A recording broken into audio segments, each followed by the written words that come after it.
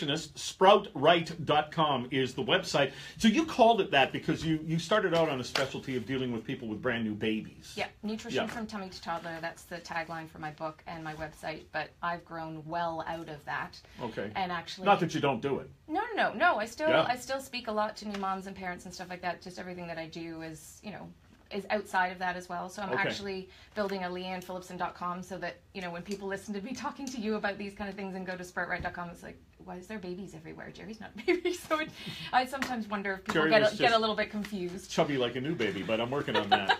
And what I'm doing is actually on her webpage as well, sproutright.com. Now, you're pretty hot on a story the National Post did called Death to the Chicken Finger. We're going to get to that in a minute, but can you do another listener question? Yes. I'm going to finish off because we started on the soup diet, and the other thing was about almond milk. And this is a good one because I do direct a lot of people to have almond milk. I've suggested it to you for your shakes. Unsuccessfully? Unsuccessfully, but that's okay.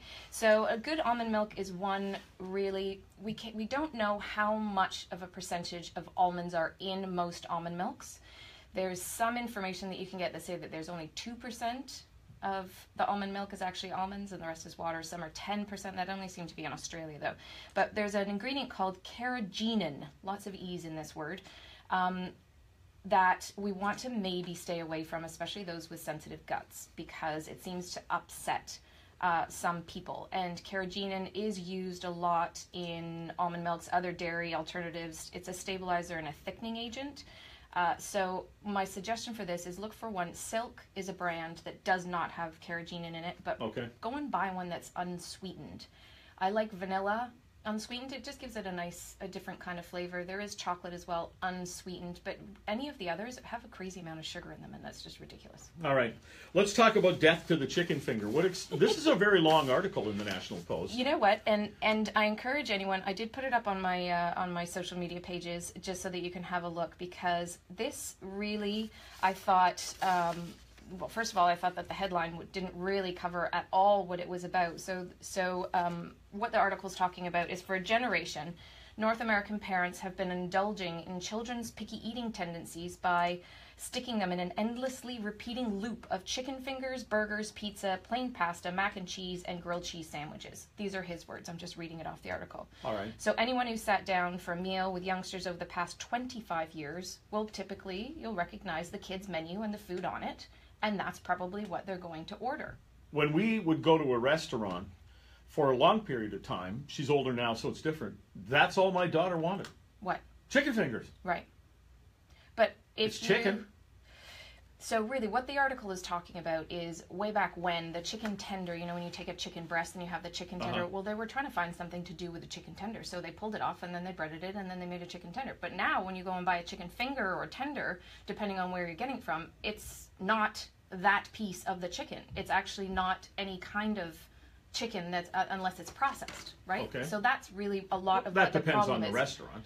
Of course it does. Of course. And sometimes you will get literally just breaded chicken tenders nice pieces. So that's but from my perspective, the article, which is about 6 pages long, it just brought up the fact that what happened?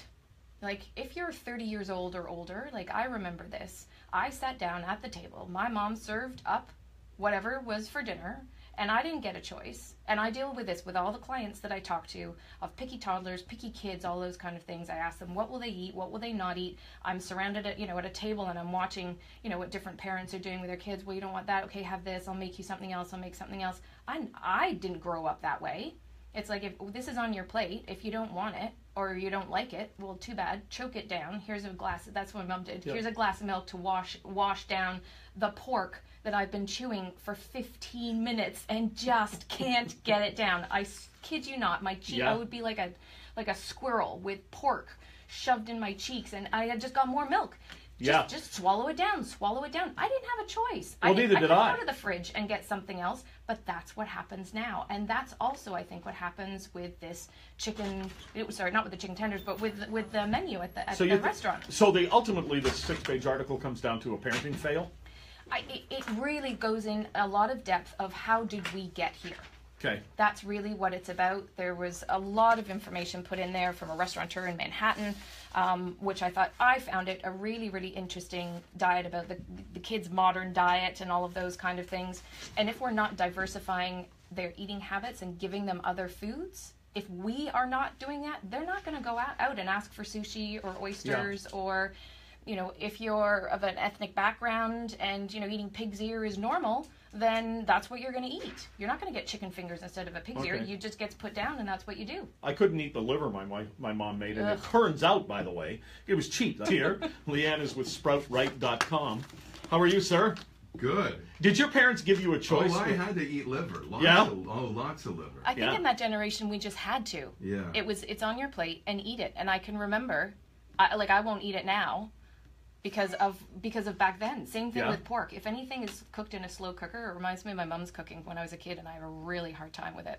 We've got coming up after 2 o'clock. I insisted that somebody from the Liberal Party of Ontario come on and explain the advertisement. I said the statement was not good enough, so we'll hear from them coming up on the show, Graham, at around 2 o'clock. All right, touchdowns and fumbles is on the way as well on In Depth Radio News Talk 1010. Paid for by the government of Ontario. Here?